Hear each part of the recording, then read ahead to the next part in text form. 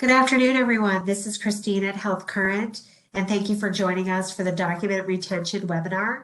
This presentation is provided through a shared commitment between Access, Health Current, and Myers and Stouffer to increase participation in the Medicaid Promoting Interoperability PI program. Just a few logistical reminders for today. We are recording this webinar and it will be posted to the Health Current and Access websites. We encourage you to use the chat feature or the chat box to ask your questions or comments for today. Just a reminder to please include your name, practice, and organization, and do not include any confidential information such as patient health information or PHI. Connie, are you with us? I am, Christine. Can you hear me? I certainly can. Thank you. All right. Well, thank you very much.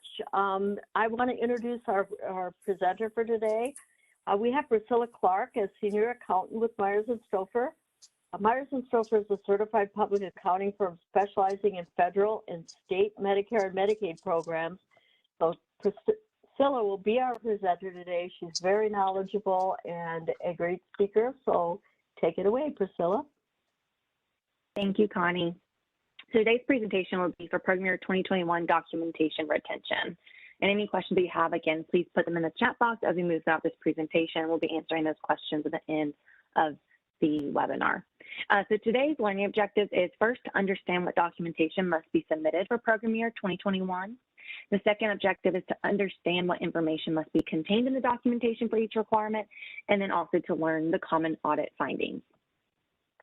So first, let's discuss the meaningful use requirements. So this is just a summary of the different requirements providers must meet.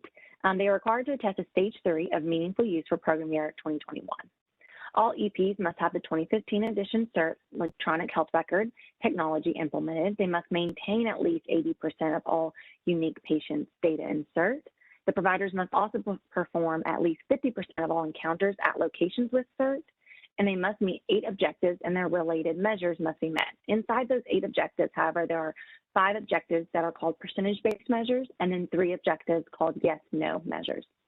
If a provider selects an exclusion, they must meet the exclusion criteria for that measure. And then the provider must report on the minimum required number and types of eCQM. For the PI reporting period, so there's the PI reporting period and then the CQM reporting period. So first, let's discuss the PI reporting period and what that length of time is supposed to be. The PI reporting period is 90 days for all EPs, and that reporting period must be within calendar year 2021, and the end of the PI reporting period must fall on or before October 31st, 2021. Please keep in mind that this is different from prior program years. This is because program year 2021 is the last year providers are able to attest the program because it will be closing after that. And so all attestations must be in by October 31st, which means your reporting period, the last day of that reporting period is that it can land on is going to be October 31st, 2021. For the CQM reporting period, it must also be 90 days for all EPs, and then it follows along the same requirements. The reporting period must be within calendar year 2021, and the end of the CQM reporting period must fall on or before October 31st, 2021. Let's go over just a few definitions that are going to be used throughout this presentation for the different documentation requirements. So EPs are required to upload documentation for each measure. The following slides describe the documentation required for each measure. First, there's the standard documentation. There are 2 standard types of documentation. There's the first one is the yes/no standard documentation, and the second one is the percentage-based standard documentation. Another type of documentation that can be requested from the EP is the additional documentation. So the EP for this must submit standard documentation and the additional documentation listed. And so this kind of goes in line with that standard documentation right above it. The last type of documents that can be submitted by the EP is the alternate documentation. So EP has the option to submit alternate documentation in lieu of the standard documentation. So there are certain scenarios that we'll point out where instead of submitting the standard documentation, these providers can submit alternate documents to show that they meet the requirements of the program. Here's a high overview of the different 8 objectives. As you can see, they go all the way down from, they start with protecting patient health information and all the way down to public health reporting, which is objective 8. So that second column is telling you the objective name. The third column is saying the type of measure. So is it a yes/no measure, or is it a percentage-based measure? And so you can see when we get into those requirements, we're going to see how some of the documents are the same when it comes to percentage-based documents. So then the fourth column is the telling you where to look for the documentation and what type of documentation. So for example, for protecting patient health information, you should be submitting documentation, meeting the documentation standards that are identified in the SRA webinar. And when y'all do receive this presentation by email from Access and Health Current, you can see in the far right column, there are links that will take you to each of the webinars for each specific measure for program year 2021. So as you can see for objective 2, electronic prescribing, which is that second objective, it is a percentage-based measure. It is the standard documentation that's going to be requested is the percentage-based standard documentation. As you can see for this measure, along with objective 6, coordination of care, and objective 7, health information exchange, all of those will be percentage-based standard documentation, along with some additional documentation potentially that we will discuss later on in this presentation. Here's another high-level view of the different objectives and which ones have to be met by the providers. And again, on the far 2 left columns, it shows that what's the number of the objective name. The next column is the compliance column, which tells you that all EPs must meet these objectives. The next column talks about the state exceptions in Arizona. So if we move down towards the bottom of the table, or about halfway down, objective 8 is the registry reporting for public health and clinical data registries. And so for these registries, this is where it really gets into what exclusions are allowed, what exceptions are made for these providers. So this is a general broad overview of all the requirements. And the far right column is the measures, how many measures are inside each objective.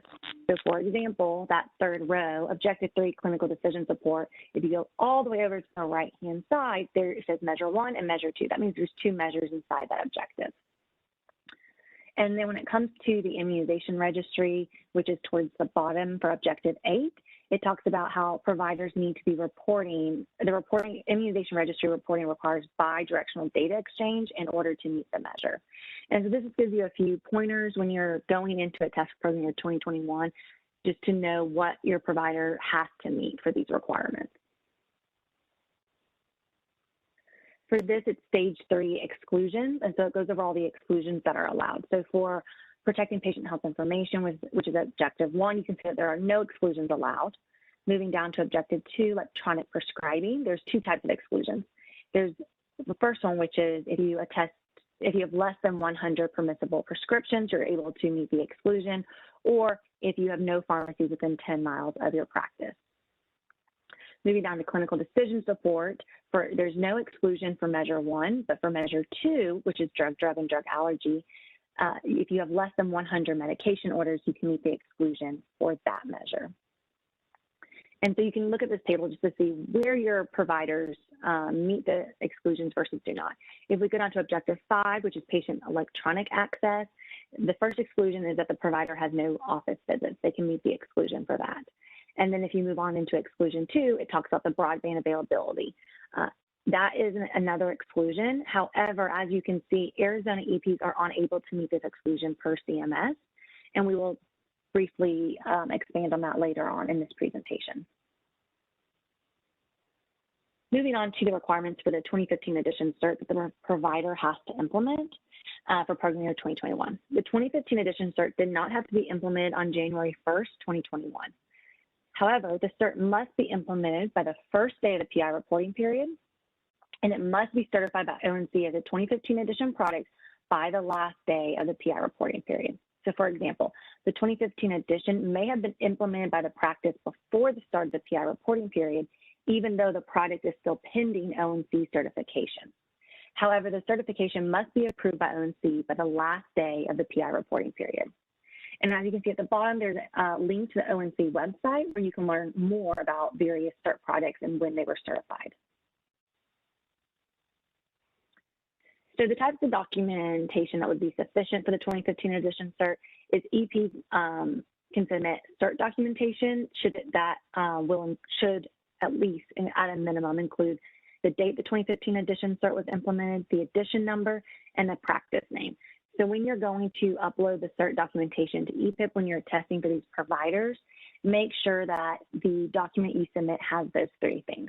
It shows the date that 2015 edition CERT was implemented, the edition number, and the practice name. So some examples of this is a CERT contract, a vendor letter. It could be both of those things depending on where the information is for those three items that are required. This is an example. As you can see, there's a date at the top, and then as you read through, it's going to tell you when it was implemented. It's going to show the edition number and the practice name. So this is just an example of what might be sufficient. But again, as long as you have those three requirements on the documentation that you submit, it should be sufficient, and we will not have to reach out and request additional documents. And just keep in mind that you need to make sure the documentation includes the items listed on slide 12 and is dated appropriately. Moving on to general requirements, there's two general requirements. The first one is that EPs must maintain at least 80% of all unique patients' data at locations with CERT in the CERT. The second general requirement is that EP must perform at least 50% of all encounters at locations with CERT. EPs who practice in multiple locations must have 50% or more of their patient encounters during the PI reporting period at a location or locations equipped with CERT. So the documentation that we are looking for, it should be a detailed encounter listing for the reported 90-day PI reporting period. It should be in Excel and contain the following fields: the patient name or unique identifier, the date of service, the date of birth, the location name, and then identify which patients or encounters do not have data maintained in the CERT if they were seen at a location that has CERT. So you want to identify the patients that do not have their data kept in the CERT. So you're going to have 5 columns at a minimum with all of these items on it.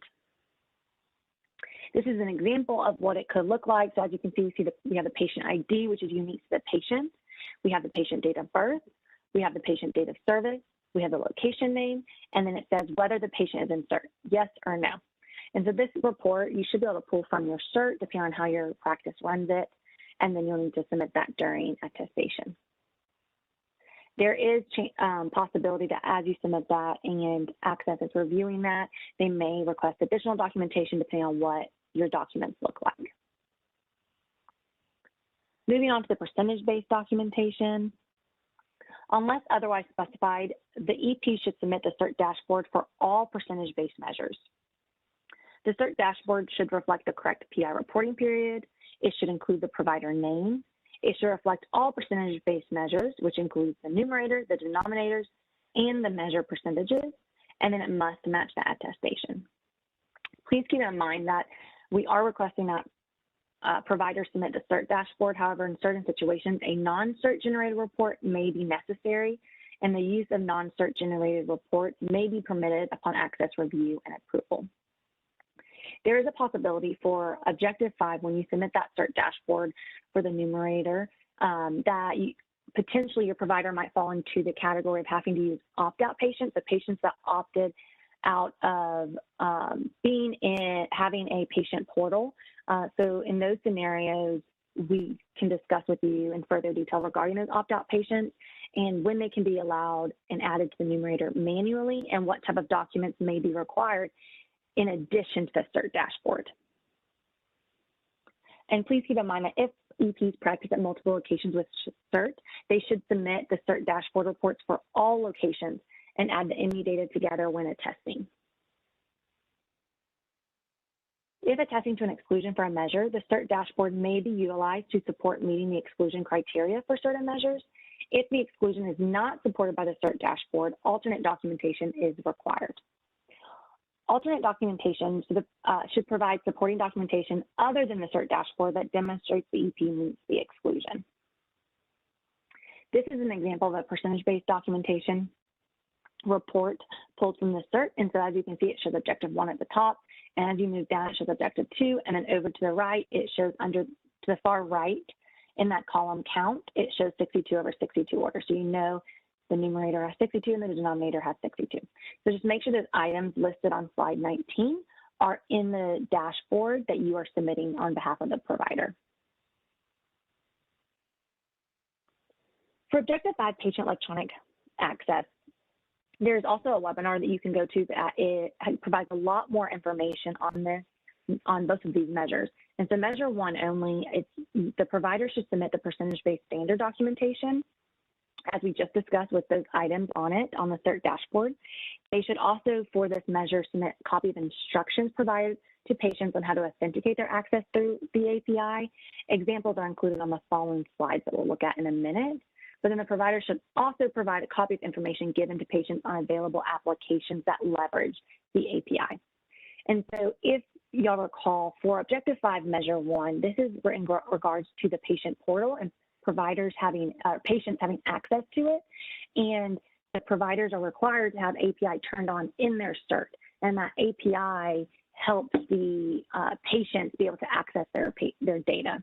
And so that is why we need the percentage-based standard documentation, which is going to show how many patients are using the API to access their documentation. And then all providers should, for program year 2021, be providing those copy of instructions on how to authenticate their access through the API. And then they should also be providing copy of information given to patients on available applications that leverage the API. So both of those documents should be given to patients when they are seen by each of the providers. And so we just need to see a copy of those documents that y'all are giving to patients after each visit.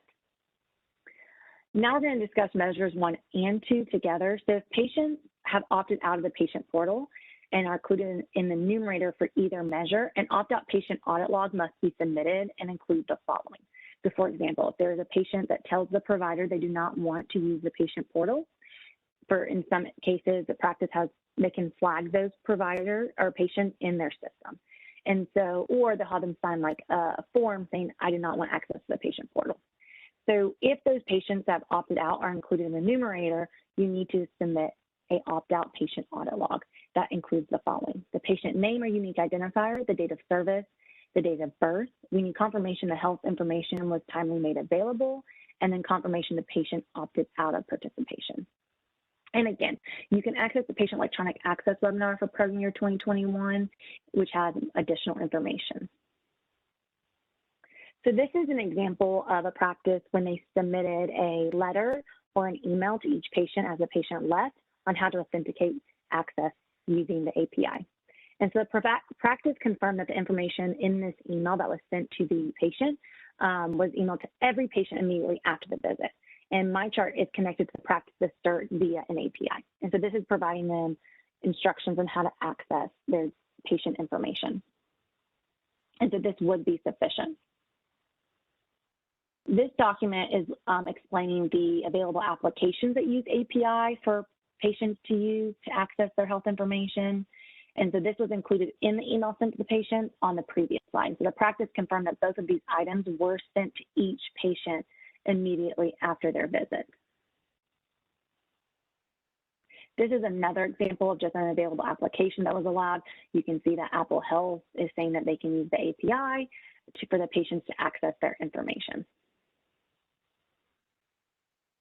This is an example of an opt-out patient audit log, and it has each of those items that we request that you put in it: patient ID, patient date of birth, it has a provider name, service date, and then it has the list of, because you need to confirm, was the health information made available timely, yes or no, and then the patient opted out of participation. So this audit log must include only patients that had a visit during the PI reporting period. And then additional documentation to validate the accuracy of the audit log may be requested if selected for a post-payment audit. For example, a copy of the document the patient signs stating he or she opts out of accessing their patient's health information. Moving on to Objective 6, Measure 3. For coordination of care through patient engagement, of course, the provider should already be submitting the percentage-based standard documentation, which those instructions and what should be on that percentage-based standard documentation is on slide 19. But then in addition to that, the provider needs to upload an explanation of what patient-generated health data is being utilized and how the CERT is capturing that data. And so you need to submit that through EPIP when attesting. For additional information on coordination of care webinar, you can go into that webinar and access it for a lot more information and just what each measure is for Objective 6. Again, additional documentation may be requested after review of the provider's methodology for the additional information that was submitted in regards to the patient-generated health data. Moving on to YesNo documentation. The provider needs to submit documentation to support YesNo measures. The CERT dashboard alone cannot be used to support these measures. The documentation should include the following: screenshots from the CERT or vendor letters to support the applicable functionalities were enabled or the actions required were performed. And so again, that can be a screenshot, it can be a vendor letter, it can be a variety of different documents as long as it contains 4 items that we're going to discuss. But then also we need to make sure that it's coming directly from that CERT or from your vendor. So those 4 items, it should include whatever documentation you submit should include the provider and or practice name, because you need to be able to tie that documentation back to your practice or the specific provider. It should reflect the results for the measure. So is it showing that clinical decision support was turned on? It should be clearly legible, and it should reflect the date the requirement was met. So there are a couple different appropriate dates depending on which YesNo measure we are discussing. So for security risk analysis, which is objective 1, the SRA must be completed in calendar year 2021, but no later than December 31st, 2021. For clinical decision support and drug and drug allergy interaction checks, and that is objective 3, the documentation should reflect a date the requirement was met during the PI reporting period. So if you submit a screenshot, that screenshot needs to show that that CDS alert that you're showing was turned on during the PI reporting period. Or if it's drug and drug allergy, it needs to show that it was during that PI reporting period that you selected. For public health measure, which is objective 8, it should reflect the date the EP active engagement options 1, 2, or 3 milestone was achieved. In a few slides, we will discuss the appropriate dates for each active engagement option. So depending on if they're in options 1, 2, or 3, that date may need to change. So again, just make sure your documentation shows an accurate date that's going to be accepted and sufficient depending on what the requirements are for when each documentation should be dated. For protecting patient health information, so the SRA must be completed in calendar year 2021 as previously stated, but no later than December 31st, 2021. You must ensure that the date the SRA was completed is on that document. You need to make sure as you go to do the final review that you definitely go in and you date when that last review was done. Attestations for program 2021 will close October 31st, 2021. An EP is allowed to submit the SRA after the attestation close date.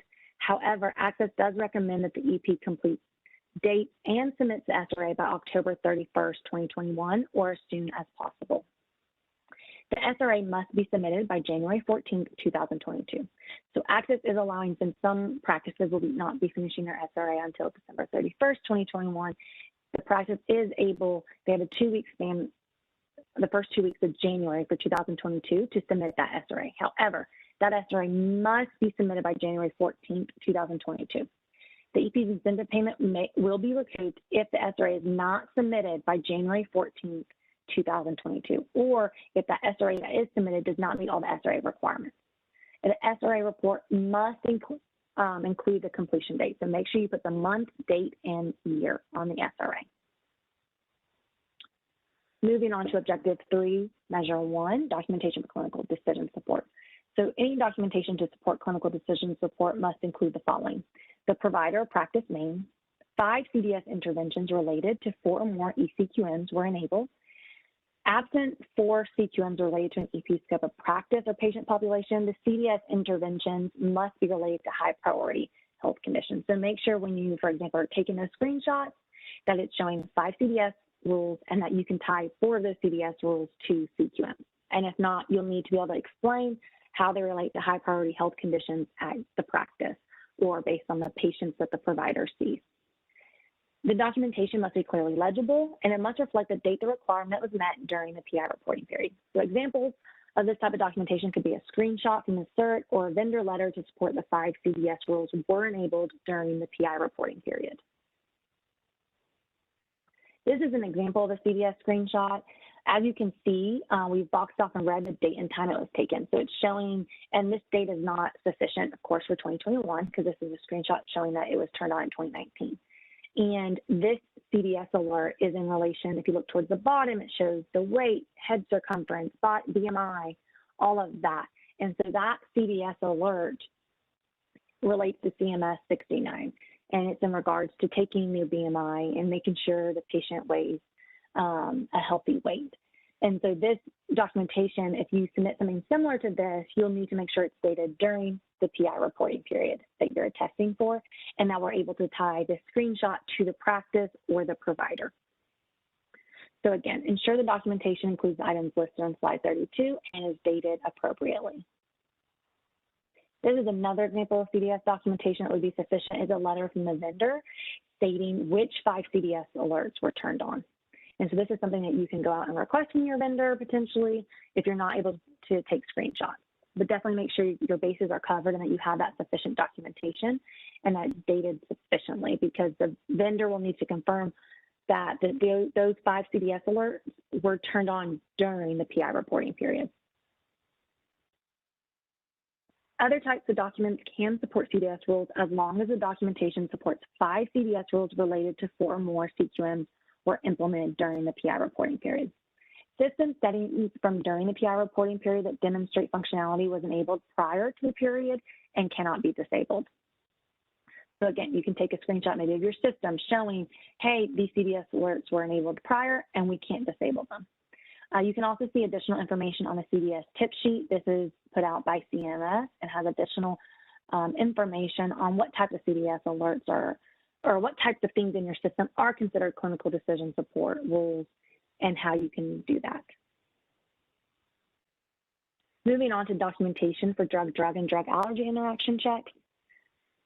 The documentation should include the following items. It should include the provider and/or practice name. It should include drug-drug and drug allergy interaction checks were enabled. It should be clearly legible, and it should reflect the date the requirement was met during the PI reporting period. For example, screenshots from the CERT or vendor letter to support drug-drug and drug allergy interaction checks were enabled. There is an exclusion for drug-drug and drug allergy, which is the EP writes fewer than 100 medication orders. If the provider claims that exclusion, the provider must submit sufficient documentation to show that they meet that exclusion. And so one example of that is the CERT dashboard. It'll show that EP wrote fewer than 100 medication orders during the PI reporting period, which the medication orders is objective 4, measure 1. And so if that denominator is showing less than 100, then it shows the provider wrote less than 100 medication orders. Another type of documentation that could be potentially sufficient other than the dashboard might be allowed, but it must demonstrate the EP wrote fewer than 100 medication orders. But of course, the probably easiest document to submit is that CERT dashboard showing those that the provider wrote less than 100 medication orders. Now let's look at an example of drug-drug and drug allergy being turned on and how that might be sufficient. And so on this screenshot, of course, we're going to immediately look for that provider practice name to tie the screenshot to the practice. We're going to look for a date, and we're going to look for drug-drug and drug allergy that they were turned on. So this screenshot supports the provider had drug-drug interactions enabled during the PI reporting period. You can see where it says in the middle of the screenshot and circled in blue, electronic prescribing interaction checking. And so if you look down, there's a drop down, it says all, and it shows the things that need to be checked. And so as you can see in the back, kind of has those dates from 2016, 2018, 2019. And so that 2019 date would potentially be sufficient if it's during your PI reporting period. So just ensure the documentation includes the items listed on slide 36 and is dated appropriately for program year 2021. So for example, the screenshot could include the toolbar on the bottom right of the screen to show the date the screenshot was taken. And the date needs to be within the PI reporting period.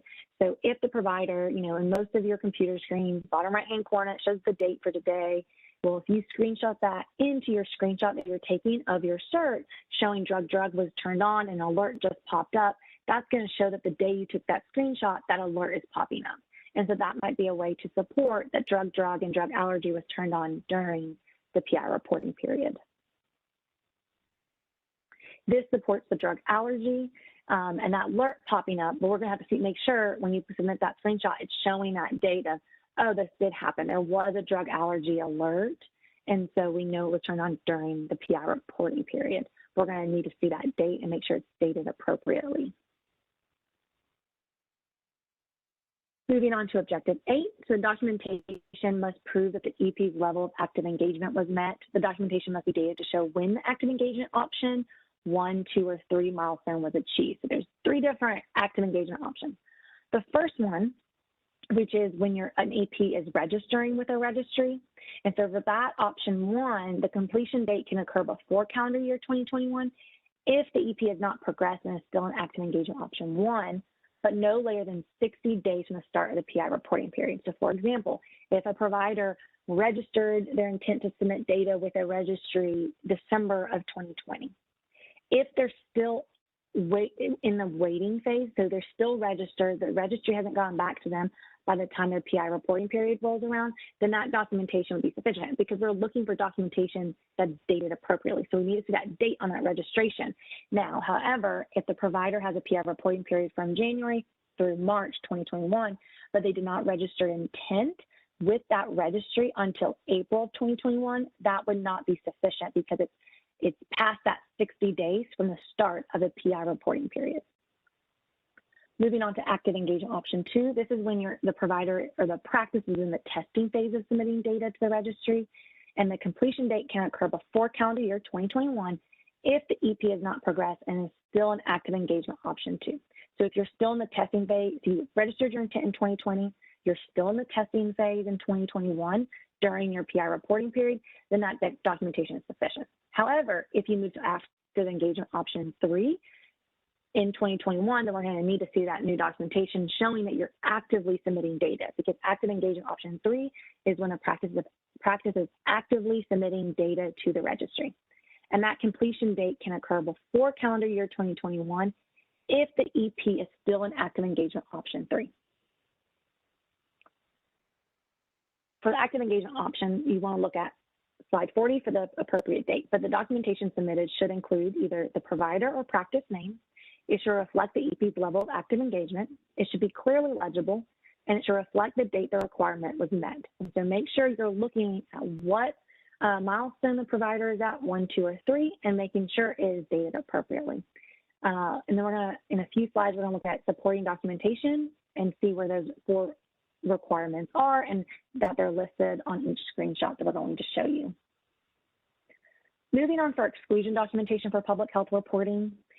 Keep in mind that exclusions for Measure 2, syndromic surveillance, and Measure 3, electronic case reporting, does not require any documentation. Access understands that providers are not able to submit documentation to the syndromic surveillance registry or the electronic case reporting. And so we will not request any documentation if you attest to meeting those 2 exclusions. But for all the other measures, Measures 1, 4, and 5, documentation for an exclusion must be submitted. So if a provider attests to an exclusion, then additional documentation will be requested. That documentation should explain and document why the EP does not or is not required to collect the data for the applicable measure in their jurisdiction. So there's 3 different types of exclusions for each of these measures underneath public health reporting.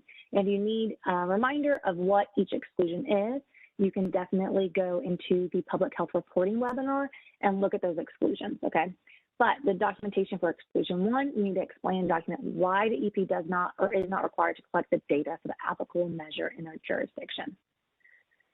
Additional documentation for exclusions 2 and 3 need to show the following. So these are the types of exclusions that are allowed if a provider does not see patients that meet the, that registries are not collecting data for. And so the EP must complete 2 actions in order to find available registries or claim exclusion because they could not find an available registry to submit data to. And so they need to document these next 2 items we're about to talk about and be able to show it to Access and submit it in EPIP to make sure Access understands why the provider is not seeing patients. So for example, if a provider is a pediatrician and there's no pediatrician registry to submit data to, they need to explain how they determine there's no pediatrician registry that they were going to submit data to. So there's 2 things you have to show. You need to determine whether the EP's jurisdiction endorses or sponsors a registry. And the second item is you need to determine whether a national specialty society or other specialty society with which he or she is affiliated endorses or sponsors a registry. And so if you are interested in learning more about this, you can definitely go to the Public Health Reporting webinar, which provides you multiple hyperlinks taking you to different websites with registries on them, where you can look to see if your provider sees any patients where data might be collected by those registries. Here is an example of the immunization documentation. So this is from the Arizona Department of Health Services. And so this is showing that the provider was registered to submit data with the immunization registry. They were not in the testing phase yet, and they were not in the actively submitting data phase.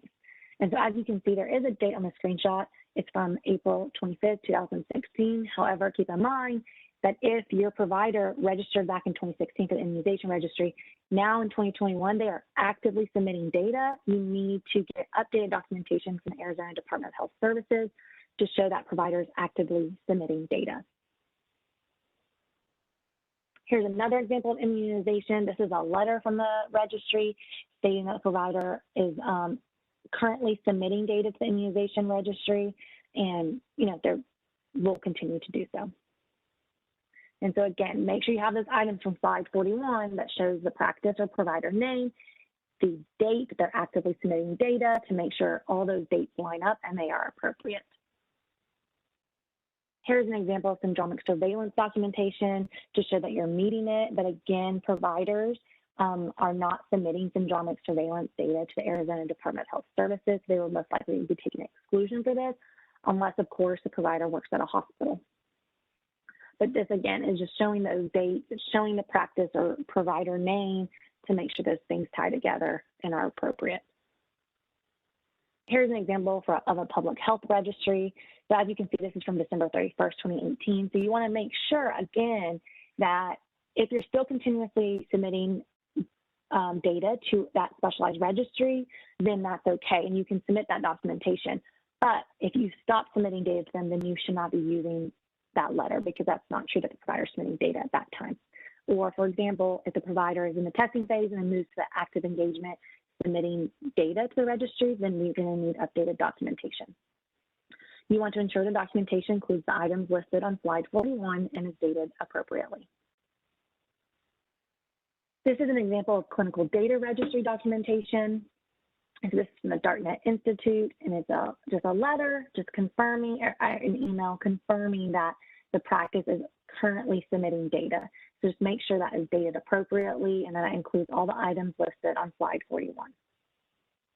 This is a summary of the appropriate documents for Objective 8, just to give you an idea and just to kind of summarize that, because there is a lot of measures inside Objective 8 with different dates in there. So as you can see on the left-hand side, for registration, what types of documents would be sufficient if a provider is currently registered? So an email confirmation from ADHS, Public Health NU portal would be sufficient, or email or letter from ADHS with the status of where that provider is in the registration phase. The second column is the testing and validation. So examples of those would be email communications with ADHS, onboard meeting notes, acknowledgments of messages received for testing, or again, an email or letter from ADHS with the status. The last column is the production, which is the third milestone, and that's examples of sufficient documentation for that could be email communication with ADHS when EP is in production. It could be production acknowledgments of messages received, submission reports, or emails and letters from ADHS. Keep in mind, at the bottom is the ADHS Public Health webinar. That is from ADHS that they put on, providing, again, additional examples of sufficient documents and just where to go on their website to see what registries are currently accepting data from EPs. Keep in mind that this webinar for ADHS Public Health webinar has not been updated since program year 2020, but the requirements, except for the date, have remained the same. Moving on to CQM documentation, EPs must attest to 6 out of 47 available eCQMs. 6 of those 47 are outcome measures, 27 are high priority, and then 14 remaining measures. So the provider must first try to meet priority level 1. So if relevant, at least one CQM should be an outcome measure. However, if they don't have any CQMs that are relevant to them out of the 6 outcome measures, the EP should move to priority level 2. If no outcome measures are relevant, at least one CQM should be high priority measure. Now, if no outcome or high priority measure is relevant, they should move to priority level 3 and report on relevant measures if possible. The link at the bottom takes you to the clinical quality measures webinar. Documentation that is required and would be accepted. The provider must run an eCQM report from the CERT for the appropriate reporting period. They must prove the CQM data was calculated by the 2015 edition CERT. And so that report must show the CERT name or edition or screenshots demonstrating how the CQM report was pulled from the CERT. So if your report that's pulled from the CERT is an Excel file, you would want to provide screenshots along with that Excel CQM report showing how that Excel report was pulled out of the practices CERT. The report should include the following. It should be the required number and type of CQM, the numerator and denominator for each CQM, the provider name, and the proper reporting period. Keep in mind that the CQM reporting period is 90 days for all EPs, and it must be within calendar year 2021. And keep in mind, this is new, that the end of the CQM reporting period must fall on or before October 31st, 2021. This is an example of sufficient documentation that would be accepted. As long as you may need to make sure that documentation shows the accurate number of CQMs. So for program year 2021, there needs to be 6 CQMs showing. You need to show the numerator, the denominator, the percentage. It needs to show the provider name, and it needs to show that 90-day annual reporting period that was pulled for. Okay, so make sure your documentation, when you're submitting it, check those things off. You can also see in the top left-hand corner that this is a report pulled from Epic, and so we know that it was pulled from the CERT because it was screenshotted in the CERT, so that means the CERT can run this CQM report. Moving on to patient volume requirements. For the patient volume reporting period for program year 2021, it is 90 days for all EPs, and the patient volume reporting period must be within calendar year 2020. EPs must have a Medicaid percentage threshold greater than or equal to 30%. However, it can be 20% for pediatricians, but it will require a reduced payment. The numerator, so for that numerator, certain EPs are allowed to add the needy encounters to the numerator patient volume, which we'll discuss in a few slides. But that numerator is comprised of the total Medicaid encounters, not including CHIP. The denominator is comprised of all payer encounters, including Medicaid and CHIP. A Medicaid encounter is service on any one day to a Medicaid enrolled individual, regardless of payment liability. This includes zero pay claims and encounters with patients in Title 21 funded Medicaid expansions, but not separate CHIP programs. Providers attesting to Medicaid patient volume cannot be hospital-based. The hospital-based requirement, a provider must have less than 90% of their Medicaid patient encounters in an inpatient hospital and emergency room setting in a 12-month period in the prior calendar year. So the provider cannot be hospital-based, and so that provider must, to be able to attest to Medicaid patient volume, you must have less than 90% of their Medicaid patient encounters in an inpatient hospital and emergency room setting. A provider is exempt from the hospital-based requirement if the provider practices predominantly at an FQHC or RHC. When it comes to that needy patient volume that is sometimes allowed for certain EPs, the EP must support having greater than or equal to 30% needy patients.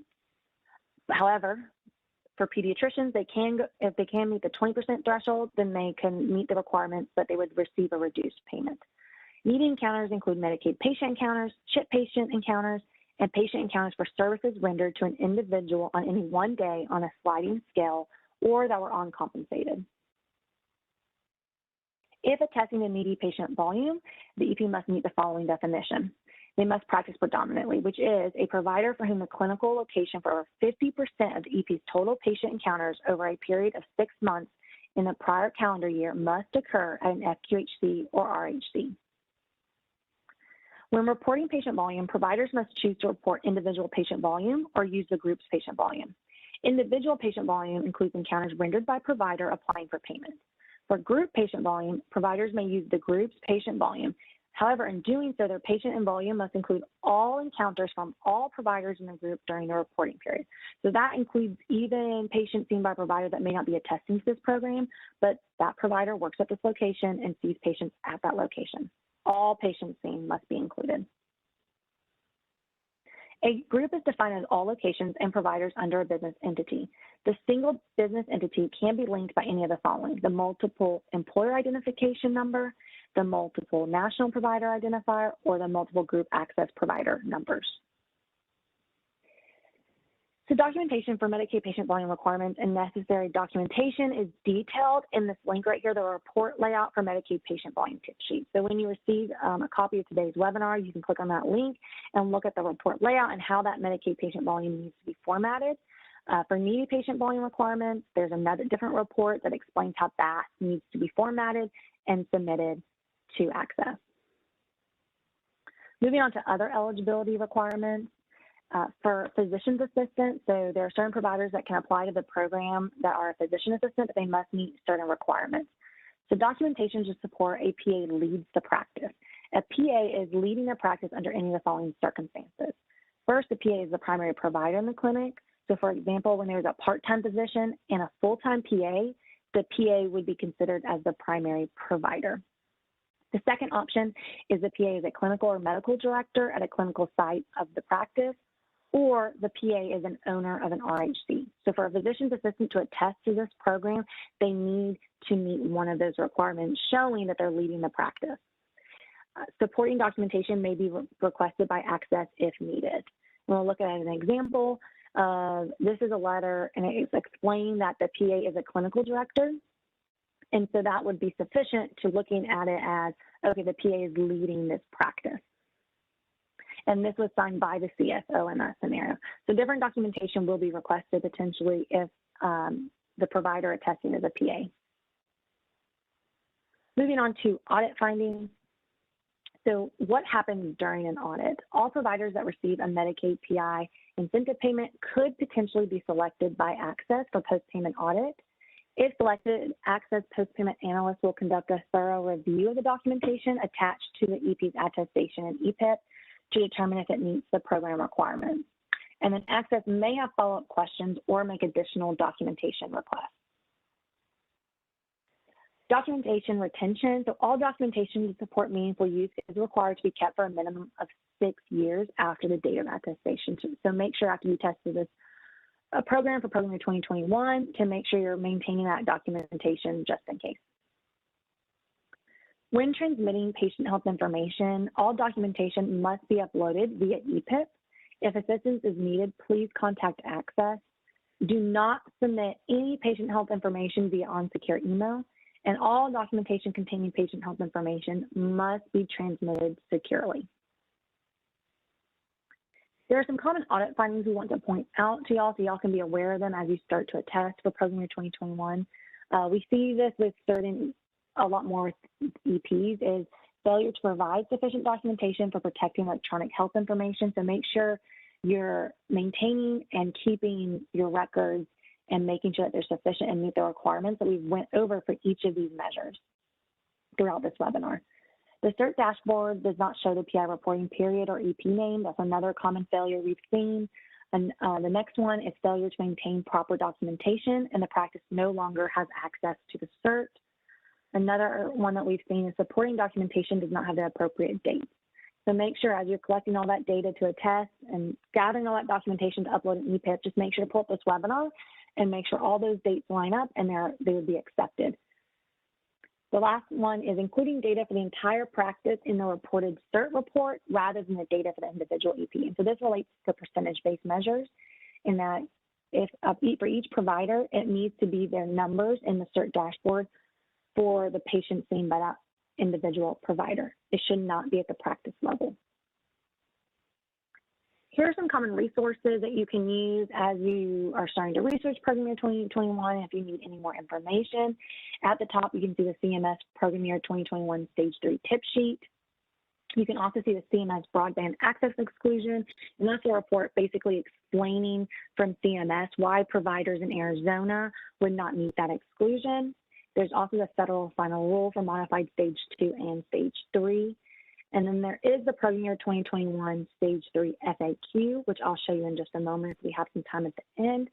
And then keep in mind that the Access website does contain a list of all the webinars completed to date.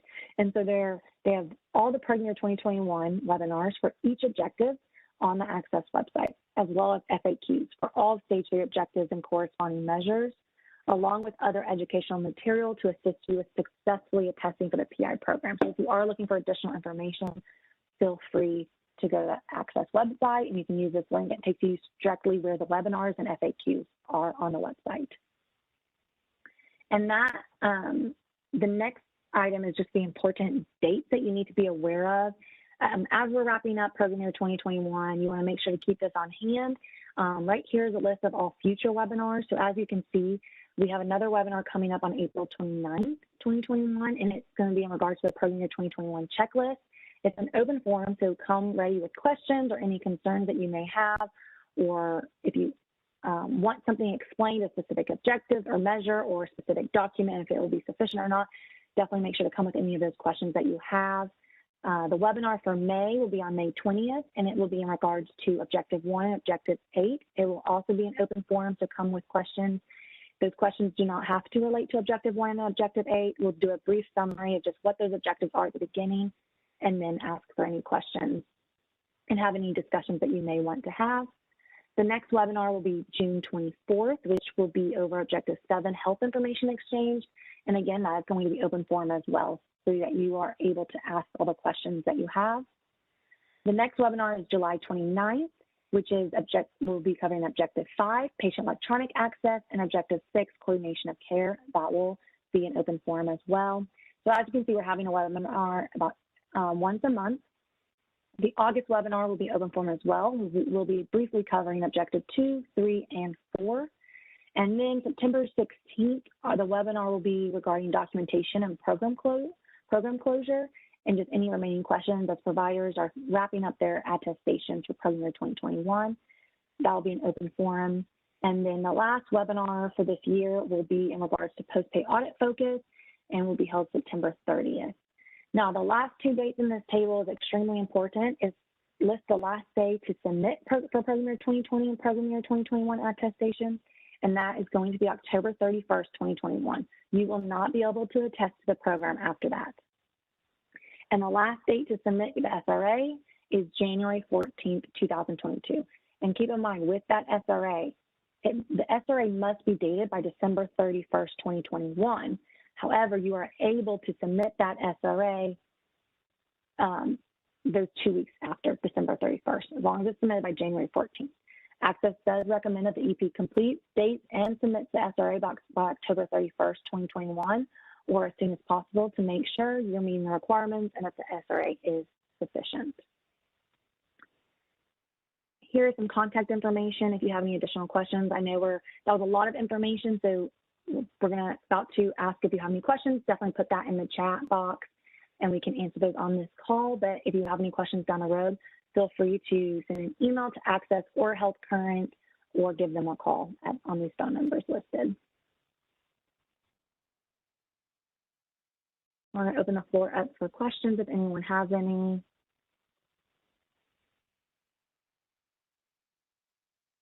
Thank you, Priscilla. This is Connie.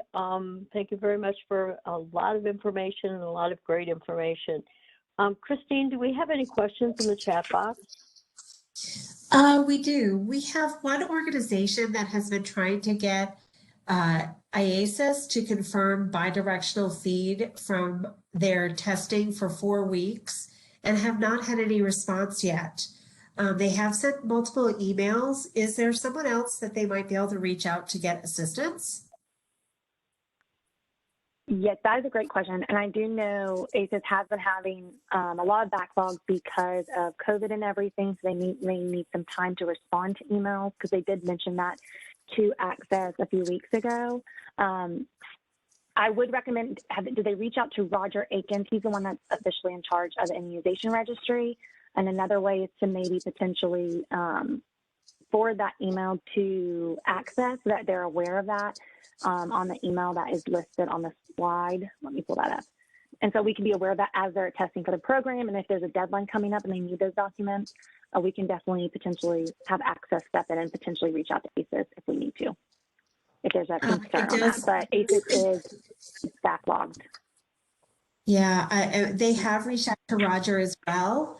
They just haven't had a reply yet. Okay. And I believe Caroline Denny is on the phone as well. But I would definitely probably mention that they should forward the email chain that they've had with ACES to us, just in case, or to access the email listed EHR incentive payments at avaccess.gov. And we can definitely handle that and try to get that information for them in regards to bidirectional data. Okay, they certainly will. Thank you, Priscilla. Thanks, Christine. Again, the chat box is open. If you have questions for Priscilla or anyone at our Access folks, they are on the line and are happy to answer those. And we're waiting for any remaining questions in the last couple minutes that we have. There is a PDF that you should be able to see on the screen now, and it's the frequently asked questions. So if you do, have some questions, it may be answered in this document. So if those questions come up and you're thinking of them after the call, definitely go and make use of this document.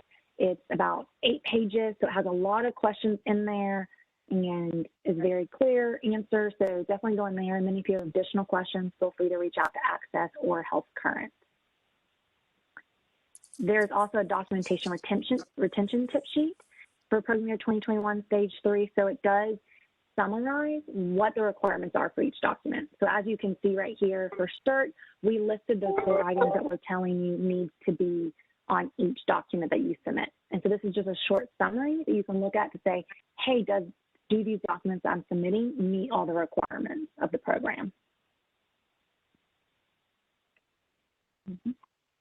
As you can see, it discussed the 2 general requirements. This is the first one, which is greater than 50% encounters at CERT locations.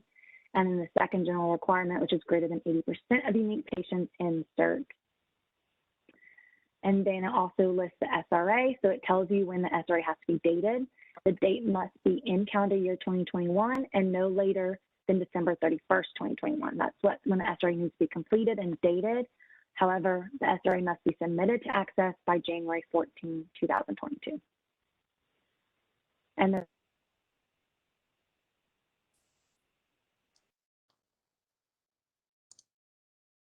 Oh, Priscilla, I think we just lost you for a second. I think I'm back. Can you hear me? Okay. Yeah, I can. We had a comment. This has been such a great source of information, and to say thank you very much. I know we are right at the top of the hour. I do have, I think Connie or myself, I didn't know, Connie, if you wanted to share the survey that Access is going to be coming out, or would you like me to? Either way, it's fine. I can do that right now, and then you can continue to close the session. One of the things that we're going to be including in today's packet, as you will remember, those of you that have joined this kind of webinar before, we send out a packet of information at the end with the slide deck and tip sheets and all those kinds of things. But today we're also going to be including an Access survey.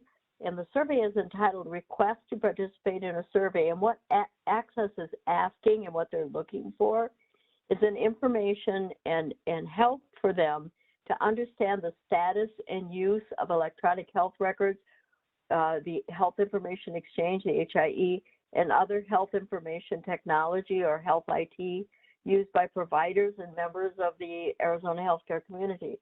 What they're looking for is to be able to evaluate what kind of help do you need, what's out there, what are you using. So please, for your own good and to be able to get the help that you need going forward, please fill out the survey. It'll only take you about 5 to 10 minutes, and you will find a link on the document that will be included with the information, the slide deck from this webinar. So go ahead then, Christine, and close the webinar, sorry. Excuse me. Thank you so much, Connie. And thank you again, Priscilla, for sharing your information today about the documentation program. Just a reminder, as Connie had mentioned, we will be sending out a copy of the slide deck and any Q&A that were addressed in the call. We also will have a tip sheet that will follow that Priscilla had also shared.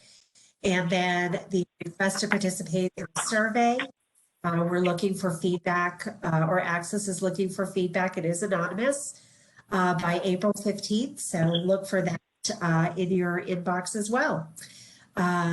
Thank you again for participating in the webinar today. Thanks to all of our presenters, and I hope you have a wonderful day. Thanks, everyone.